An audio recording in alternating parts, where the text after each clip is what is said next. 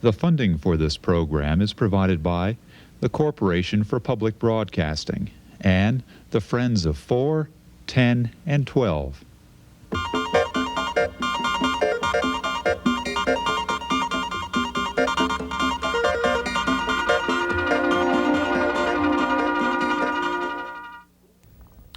Good evening. To merit pay or not to merit pay, that is increasingly a major American education question. It was answered in a variety of ways today during a merit pay conference at Boise State University. During tonight's program, we'll be talking with two men, both participants in that symposium today, each with a different view of the merits of merit pay. This whole debate is, of course, heating up all over the country. It's expected to be a major issue before the Idaho legislature when it convenes in January. The battle lines, in short, are being drawn.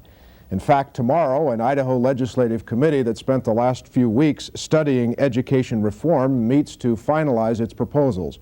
Included will be a blueprint for a way to pay some teachers more based on the quality of their teaching. The plan also calls in Idaho for an overall increase in teacher pay. Speaking very generally today, Idaho's Democratic Governor John Evans told that merit pay symposium that such an approach is the way to go. We want to emphasize here in Idaho, first off, and let me repeat, we need to increase the level of pay for our teachers. And then we should look in the direction of establishing what Governor Alexander has suggested in relation to the career ladder concept. And I'm very supportive of that, and I know as our legislators review the different proposals during this symposium, as well as the presentations they'll receive during the legislature, that they'll also come to somewhat of the same conclusion that I have. As the debate continues, and regardless of the conclusions, we must all keep in mind that our final goal is the democratic promise of a quality education for all of our children. And as Mortimer Adler, the author of the Padilla proposal, stated, and I'd like to quote him, "The democratic promise of an educational opportunity half fulfilled is worse than a broken promise. It is an ideal betrayed." Governor Alexander that Governor Evans mentioned is, of course, Governor Lamar Alexander, the governor of Tennessee, a state that's taken a lead in the merit pay issue. There are, of course, political overtones to this discussion of how to pay teachers, but the real arguments are philosophical, and they generally break down this way. Supporters of linking teacher performance to monetary reward see it as an obvious way to improve the teaching in the classroom.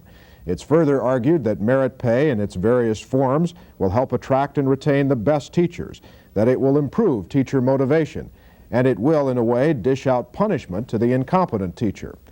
On the anti-merit pay side of this discussion are equally impressive arguments, most often advanced by the educators themselves. For example, opponents say teachers aren't primarily motivated by money anyway, that they teach for other reasons. They also say that merit pay can discourage innovation, that it could destroy morale by setting one group of teachers off against another, and that merit pay won't really eliminate incompetence in the classroom, and that no matter how it's structured, a merit pay scheme will require a bureaucracy to do the administration and evaluation. Producer Bruce Reichert has been collecting some opinions locally on the merit pay issue. He asked Idaho Education Association Executive Director Don Raleigh if Idaho lawmakers next year can succeed in tying education funding to some sort of merit pay plan. I think a lot of them would like to try. I'm not sure that they're going to be successful at that. I believe, first of all, that we ought to be looking at increasing compensation for all public school personnel to a reasonable level before we even talk about any kind of performance-based compensation. We're lagging far behind not only the national average, but the average of the 6 contiguous states now. We need to deal with that first.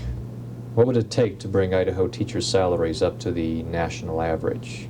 To the national average, if we took Idaho's last year's average teacher salary would take about $33 million. Now keep in mind that's last year's Idaho's average to last year's national average. We're always moving, always shooting at a moving target there.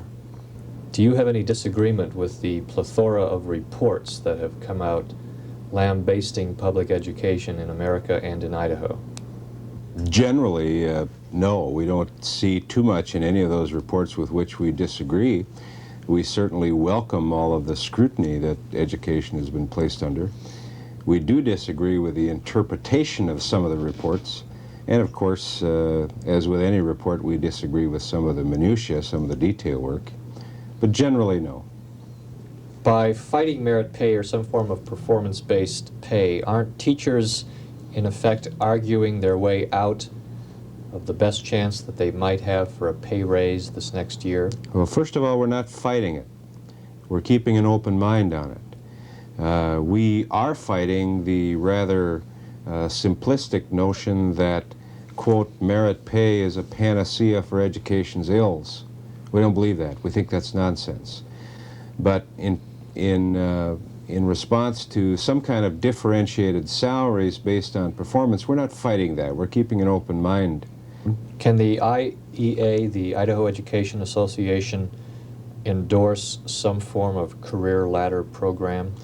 But if you talk about differentiated compensation that's performance-based, there are several criteria that we need to have attached. One is that those compensation programs are developed at the local level through the bargaining process.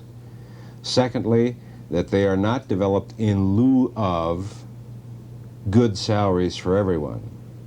I've already said that those salaries generally ought to be raised first. Thirdly, that those plans must not be intrinsically divisive. They must not set teacher against teacher or teacher against principal or principal against principal. And fourth, they must be open to everyone. We're opposed to a pyramidic merit system or differentiated compensation system that rewards only a few because that seems to be based on the concept that there are only a few meritorious people. 2 months ago, the Legislative Interim Committee drew up preliminary recommendations, among them a career ladder concept and a proposal to spend $31 million new on education over a 2-year period. Producer Bruce Reichert talked with Senator Gary Chapman, a Boise Republican and member of the Senate Health, Education, and Welfare Committee, about how his constituents might view those recommendations. I think my constituency believes that we should have an increase in funding for education. I believe that in general, $31 million for salaries alone is probably considered a little excessive. Is it your belief that the legislature will tie more funding for education with some form of performance evaluation for teachers? I believe so. I believe that's some sort of a merit pay system will be adopted. Just how and what criteria is going to be used will have to be studied, of course. Russ Heller has been a Boise school teacher for 11 years.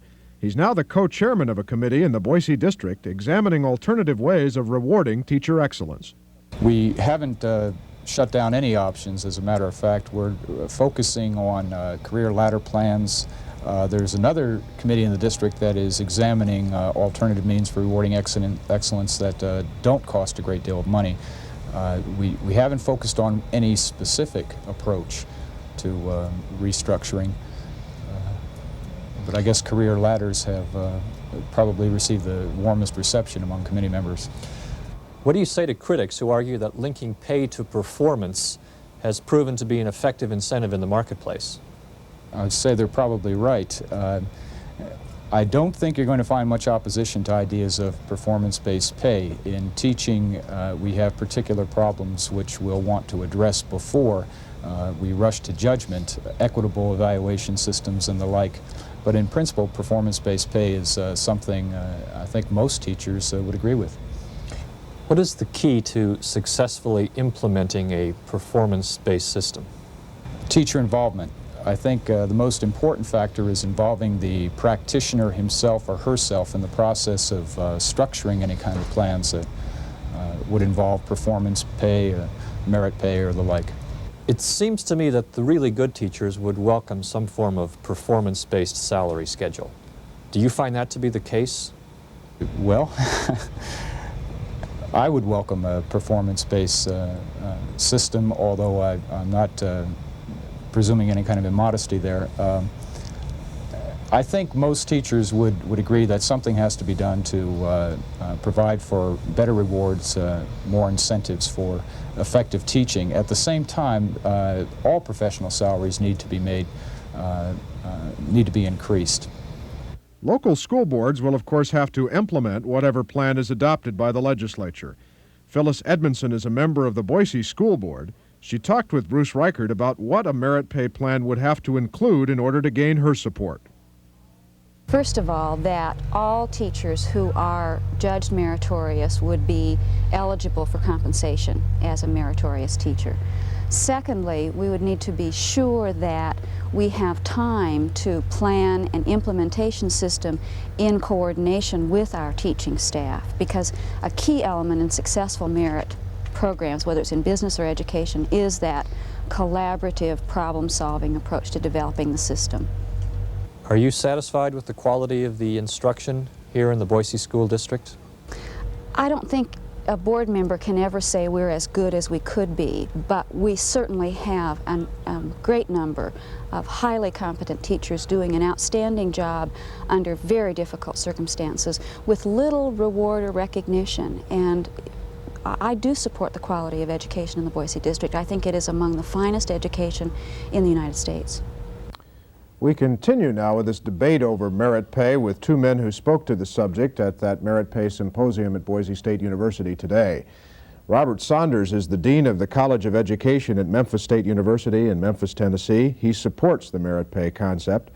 Samuel Bacharach is the Chairman of the Department of Organizational Behavior at New York State School of Industrial and Labor Relations at Cornell University at Ithaca, New York. He opposes the merit pay concept. Let me ask you both, gentlemen. Dr. Saunders, you first. Just give me a couple of sentences on what we're really talking about here in terms of merit pay. It's recognizing the difference in teaching effectiveness for whatever reason and trying to accommodate that in some way in the reward system, generally salary, but other rewards as well. In other words, devising some mechanism to find out who the best teachers are and pay them accordingly. Yes, although I really don't like to put it quite that way. I think a better way to put it would be to evaluate the performance of educators, teachers, administrators, everybody involved, and then having a close correlation between the findings of that evaluation or those evaluations and what the salary is. Okay, what's your definition? I think in definition we closely concur.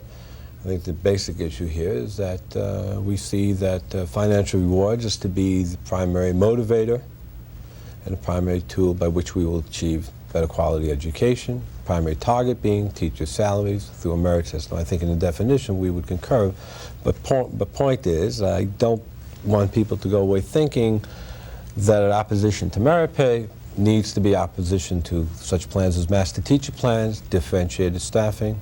Make a very small point that merit pay in the numerous reports, including the Commission's report, the National Commission's report, was only one element, and this is, I think, that again something we both concur on, is only one element in a wider package.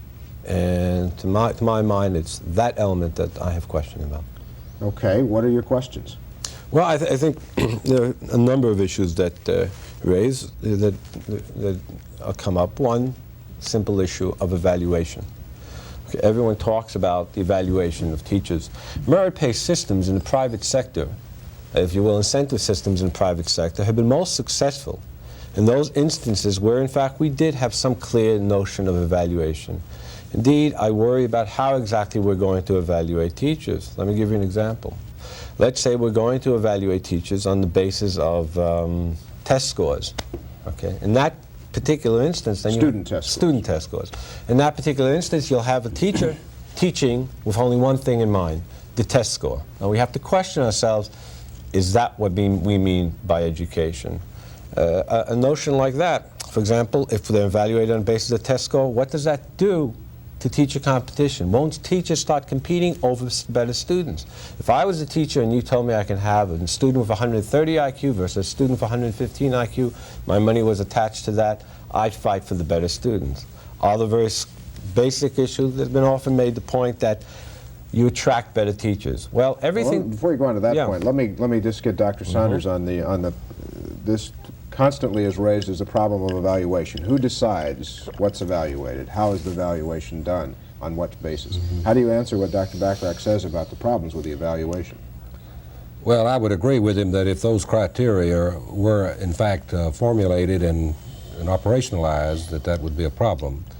I would argue, though, that that would be a bad evaluation plan that contained that kind of a criterion in there. What would be a good one, then?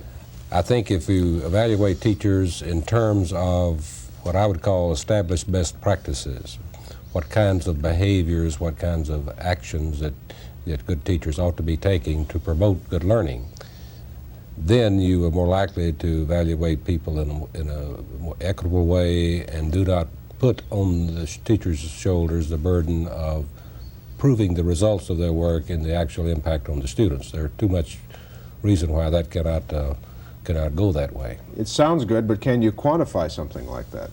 No, I don't think you can, and I would argue that you don't have to. I think you can observe good practice. I think qualified people, knowledgeable people can observe practice and say that this does conform with what this particular profession generally believes, and that we have taken position, say officially in a school board or in a state, that these are the kinds of practices and these are the kinds of behaviors that we believe promote good learning, and therefore we want to encourage teachers to follow those, and we will reward on the degree to which they can carry those out. Yes, sir. Just quickly, I would concur to a large degree with Dr. Saunders, but everything that we know about evaluation, and again, not only in schools, but also in the private sector, tells us that evaluators are very rarely consistent. Now, point is, we also have to take a look at this from the perspective of the worker. And the worker in this instance is the teacher. Now, should that teacher be put through a system that is subjective? What does this mean in terms of school politics? Who does the evaluating? What happens to interpersonal relations? Don't they enter the evaluations?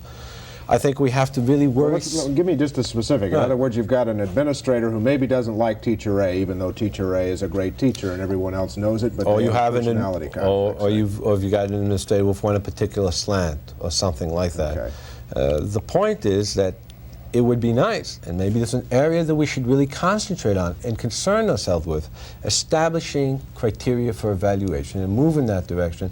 There have been efforts in the private sector to do this, but this is a long process, and I think many of the points made by the teachers on the tape we just saw from the Idaho Educational Association, that they're not opposed, but it's much more of an issue of opposition to the process, meaning the mechanism. It's a long process. One of the first steps is to come up with an evaluation scheme. Can we do that? Depends on how badly we want the program, I think. I sometimes think there's a hollow ring to that argument that we're not opposed to the process or to the goal, but we've got a lot of questions about the process, because I think many people feel that you can quantify and objectify basically a human interaction operation, and I contend that that's almost impossible to do. Art critics use judgmental matters to judge the work of art.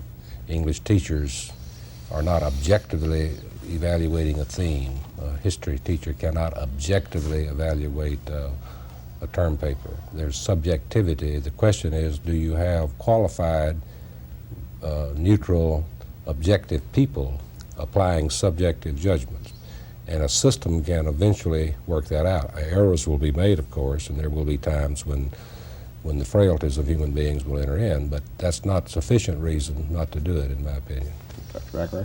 Bachrach? On my flight over here yesterday, I sat next to an aviation mechanic, and we talked about evaluation, and he said, well, the basic criteria for his evaluation has to do with the whole notion what's going to happen to that plane. Point is, he's not subjectively evaluated, he's objectively evaluated. I, as a teacher or as a worker in any organization, would feel very vulnerable being subjectively evaluated. But again, I think what's important to point out that's here... one of the points that the teachers frequently make, is that they are vulnerable, that they are placed in a situation that is totally uncommon to the profession they find themselves in. Right? That's the whole notion that they're vulnerable to subjective, if not evaluations. But there are other points. Is that a good argument? I don't think so. At least I would disagree with it. I've heard of airplane pilots who had no accident record who still were dismissed for one reason or another. I would agree that that has to be a major criterion, but we do not defrock doctors when they lose a patient. Right. We do not You still pay your attorney if he loses your case. I wouldn't put it quite that way. You want a last comment on this? Well, I just want to encourage you to move to some other points, because I think there's some other points besides you were about to raise a question of retaining the best teachers by some way evaluating the performance and finding out the best. I think the argument about motivation and attraction, retention and attraction, a very serious argument. A lot of my work has been in the private sector, where these have been real issues in the last number of years. Teachers, to a certain degree, have entered the teaching occupation, because there is, in fact, intrinsic rewards. The point is that no one enters teaching with the idea of becoming rich. So there's a whole basic argument that's based on that idea. Teachers teach because there's some intrinsic reward. To take those intrinsic rewards and suddenly attach to them a whole system of pay, merit pay, may in fact make the work the end. That is, you teach, but just for the sake of getting more and more money, the intrinsic quality goes out of it. In terms of attraction, that is, in terms of getting people to accept the job, most people accept the job because of the base entry salary. That we know from personnel and compensation research for the last 20 years. Because the attraction of the base salary, and because of the cumulative salary in a career. The answer to that is very simple. Raise teachers' base salaries. I mean, and that is simple. In a state such as this, which I believe, if I'm correct, is 39th in the country, the answer to how to attract better teachers is by simply raising, well, not simply, but obviously by raising their salary. Okay. If I understand Dr. Bacharach correctly, he's saying that teachers aren't like, I don't want to slander stockbrokers, but maybe stockbrokers enter the field because they think they can make money being a stockbroker, and a teacher does it for some other reason. Well, I would have to disagree with him on at least in terms of my experience. I talk with entering students, I talk with teachers who are counseling students at the high school level about their careers. I think that the beginning salary level does have something to do with it, obviously. But I think the overall attractiveness of the career is correlated very closely to the academic ability of the student making a career decision. And I would think that the low ceiling, which the single salary schedule now imposes, is about as serious and perhaps more serious than the fact that the beginning salary is low itself. If a person realizes that they will start at $13,700, but even after 15 years, they might not be making more than $2,000 more than that. If they are serious-minded students, they have been thinking about the career look as opposed to just what can I make next year, that's going to have a chilling effect on them. And I have some reasonably good evidence on that from what people say. What about the argument you heard Governor Evans say it a moment ago on videotape about bringing the salaries up before you ever talk about this idea in the first place? I think that's unrealistic. I think that's overly idealistic. We've been saying that for years and years. I believe that one of the reasons that we have trouble bringing the beginning salary levels up is that John Q. Public increasingly is saying, I don't want to pay everybody the same rate irrespective of their ability. You show me a plan where you are evaluating people, you're telling me that you can tell the difference between excellence and mediocrity, and that you're going to pay for the excellence more than you do the mediocrity, then you can come talk with me about more money. He's right, isn't he? That's what the public is saying. Well, I think the public's image in terms of, just simply of John Q. Public's image in terms of teaching, I think is slightly misinformed. Let me show you what I mean. There's often made the argument that why we should have merit pay is that because it works. Where does it work? It works in the private sector. Well, I'd like to point out that the places that it works in the private sector most successfully is such things as sales, where in fact the actual worker, the actual participant can, by selling more, bring more resources into the organization. Teachers aren't in that position. Teachers, in fact, cannot bring more resources into the organization. Okay? Point of that is sort of simple to me. They can't bring more resources into the organizations. They're going to start competing with each other. And the consequences of this competition for education is very critical because they're going to be competing for scarce resources. So one has to really understand what it means to reward on the basis of merit in terms of quality of education. So in a nutshell, applying the free market principles to the education system is not going to work. Well, you know, I mean, now you put me in a position of having to oppose the free market mechanism, and I'm not about to do that. There are ways of dealing with some of these, but the notion of equating merit pay in teaching with merit pay in the private sector is totally, I think, erroneous. Is he wrong, Dr. Saunders? I disagree a little bit. I'd put it that way. It doesn't take a great deal of manipulation with the words to say that good teachers portraying a good image to the public will bring in additional money to the organization. The public will be, the point I was just trying to make, will be more responsive to the schools.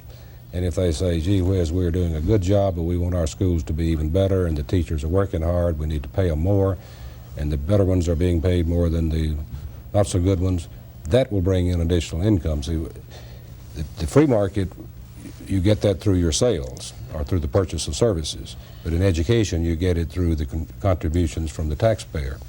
So, enhancing the goodwill of the public. Right.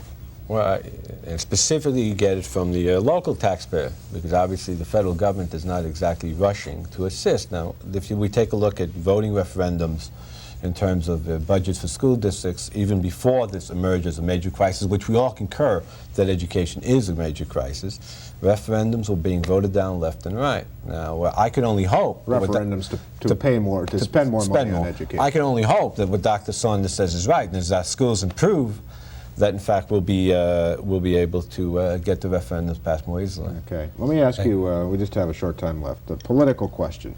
In a political sense, is this philosophy, this merit pay philosophy, if you will, is it moving is the public consensus, the political consensus clearly moving in that idea, the value of the idea notwithstanding? I mean, we even heard this NEA, Idaho Education Association official say, we're not closing our mind to the idea. Yeah, there's been a movement but on the Professional Education Association's point of view on that. Polls are consistently saying that most everybody favors the idea as a concept. Educators are saying increasingly that they're willing to look at it and consider it. So the consensus is building in that direction. The consensus is building. Yes, sir. Two quick points, very important. One, there's a movement that something has to be done. I think it's very important for legislatures to understand the administrative overhead means more expense. It means an estimated 18% more expense. The Houston plan, as an example, the first year just to do the evaluation. Just the evaluation. We're not talking about stipends. Okay. If you take a look in the private sector, in your own area here, take a look and survey how much incentive systems cost to put in place. I think that in itself is a very important. In terms of political consensus, I think there is, and I think this is healthy, I think there is a dialogue. What I get terrified about is when this dialogue is not simply a professional one, but a political one. Well, sorry, I wish I had time. We're out of time. Dr. Bacharach and Dr. Saunders, we thank you very much for joining us tonight. We appreciate it. Thank you. That's our time for tonight. We'll be back on Monday. I'm Mark Johnson. Good night.